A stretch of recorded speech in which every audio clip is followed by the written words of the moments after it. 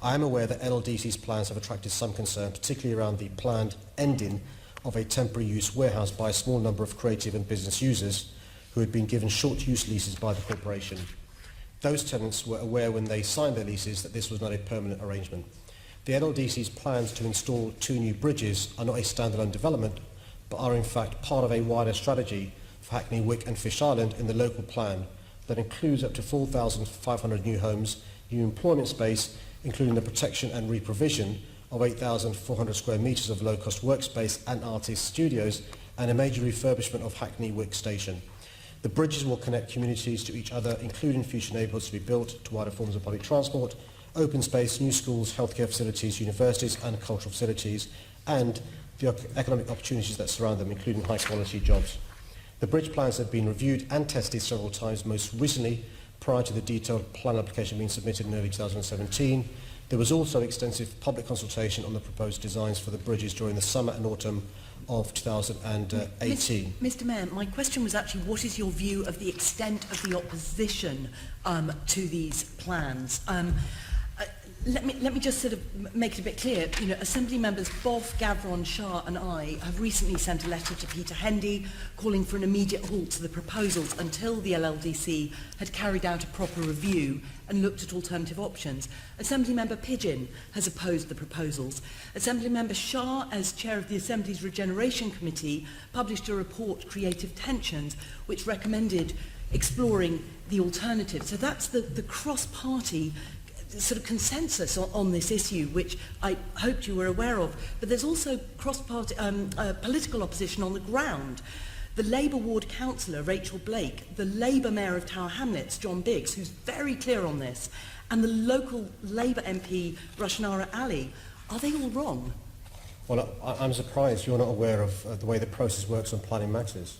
I'm surprised you're not aware of the consultation that took place, and I'm surprised you're not aware of the decisions of the committee, which represent a number of councils in that part of London. I'm surprised you're not aware that H16 Stour Road was passed through by the committee by 7 votes to 2, and I'm surprised you're not aware that the H14 was passed 8-1 by the planning committee. And these are decisions taken after due process and due consultation involving councillors from the relevant boroughs, and you're seeking my intervention against local democracy, which surprises me. I'm asking you if you are aware of the extent of the local opposition and the cross-party opposition to these plans. That was my question to you. Let's pick up on this bridge. There's a pedestrian bridge at the moment at Monia Road, and the LLDC want to turn it into a link road from the Olympic Park to the A12, cutting through Fish Island. That's a rat run. So my question is, how is punching a rat run through the middle of Fish Island, which is a low-traffic residential area, supporting your healthy streets and traffic reduction policies? Well, I think what Deputy Chair, this member is trying to do is overturn the planning decision's conclusions. And they've considered this properly. I do know that my Deputy Mayor, Jules Pipe, also met with local objectors to discuss their concerns and was reassured that the planning committee and those involved with decision-making had taken on board my policies and made their decision looking at all the evidence. I can't overturn the planning decision's findings unless I've got a very, very good reason. The threshold is very, very high, and the evidence I've seen... Yes, Mr Mayor, you're saying there is a threshold. You're saying there's a high threshold. You're saying it's very high. But that means there is a threshold. You can decide to ditch these plans. There's a compelling case to reopen the decision. Other development plans for the Olympic Park have been changed. These could be changed too. There are people from every party and campaigners over in the chamber here today. You're looking at a whole chamber of people who are really keen that you change your mind. Will you change your mind? I've looked at the process it's gone through, which I'd invite you to do as well.